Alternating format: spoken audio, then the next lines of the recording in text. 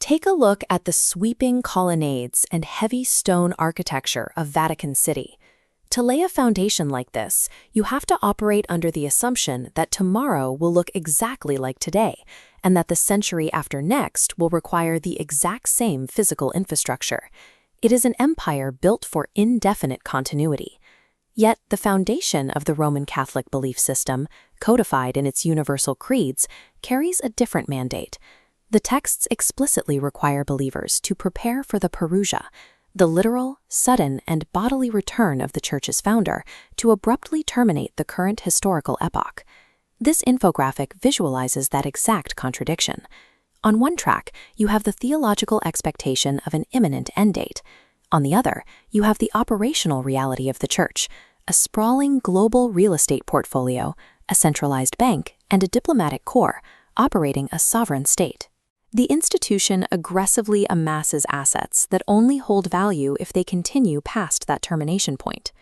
If an organization claims to possess the blueprints for a perfect, instantly arriving divine kingdom, it makes very little sense to spend 2,000 years meticulously engineering an imperfect, permanent earthly empire. The institution suffers from a phenomenon we can call operational disbelief.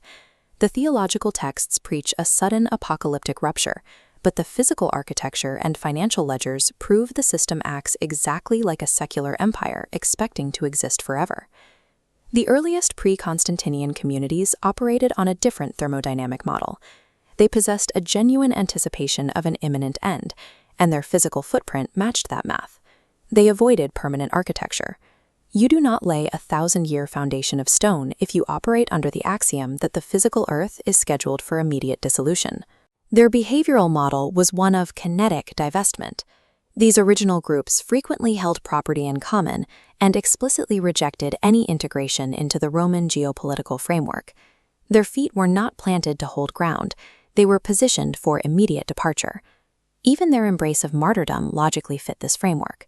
Rather than a failure of the movement, dying for the faith functioned as a successful, accelerated extraction from a universe they believed was already collapsing.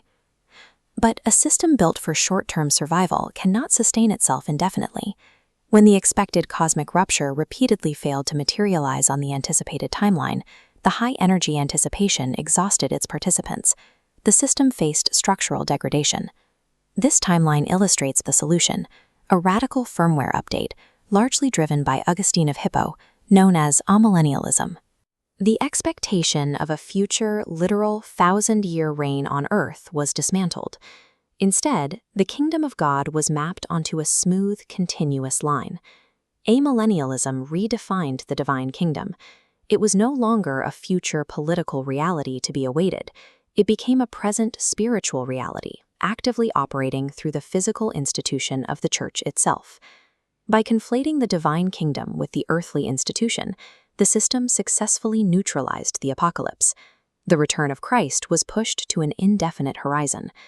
This theological pivot granted the Church the internal justification it needed to amass wealth, integrate into global geopolitics, and transition entirely into multi-generational, load-bearing permanence. To see how this operational stasis is maintained, we have to look past the external architecture and examine the internal standard operating procedures, the daily administration of the sacraments. In any system built for sudden change, rituals are anticipatory. They function as temporary countdown mechanisms or emergency sustaining protocols meant to bridge a short gap. The Catholic framework treats the ritual as a terminal destination, a closed thermodynamic loop operating as the heartbeat of a machine designed to run forever. You can track this shift in how the physical elements are handled. The original, pre-Constantinian, breaking of bread was a kinetic transfer of energy for immediate, localized survival. Today, the practice of the twice-elevated host transforms the element into a static, centralized object of bureaucratic control. This creates a doctrine of internalized sovereignty. Through transubstantiation and the theology of the mystical body, the system claims to already possess the literal, physical presence of the divine, locked securely in its own proprietary ritual in the tabernacle.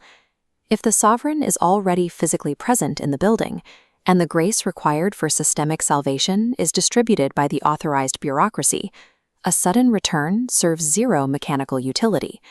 The institution eliminated the friction of waiting by making its mundane, daily operations holy. In doing so, it deleted any secondary contingency plan for a shifting reality, hard-coding a severe systemic vulnerability into its daily existence. We can track the failure of this institutional stasis by mapping its operations against its own text, specifically the parable of the talents. On the surface, the Vatican operates as the servant given 5 talents, mandated to build an expansive geopolitical empire yielding high returns. That to maintain total control over its assets, the system encased the kinetic core of its message in layers of stone and rigid dogma. This creates a structural alignment with the servant, who, driven by fear of loss, buried his talent in the earth. The sprawling stone cathedrals, the rigid dogmas, and the static adoration of the host are not multipliers of the message. They are the burial dirt. By prioritizing strict preservation over kinetic application, the system mathematically guarantees the failure it sought to avoid. Centuries of this institutional stasis effectively erased the identifying descriptors of what the system was supposed to be waiting for in the first place. This diagram represents how the system was originally designed to work. In the earliest texts, Jesus functioned operationally as a pointer, the physical embodiment of the Parakletos, an active mechanism directing humanity toward objective truth. He explicitly denied being the terminal point of worship, identifying himself as an active trajectory, not a static destination. The institution aborted this process. It locked the pointer inside a tabernacle, transforming an active, kinetic mechanism into a static idol to be worshipped. The Church defends the textual reality of the Second Coming with fierce theological devotion, but mechanically, it relies entirely on its own institutional leverage, standing alone on the board. This reveals a profound operational atheism. The theology demands absolute belief, but the mechanics run perfectly without God. In its quest for indefinite terrestrial survival, the Catholic construct built a fortress. It made it so massive, so self-sufficient, and so sealed that it leaves no operational room for the entity it claims to be waiting for.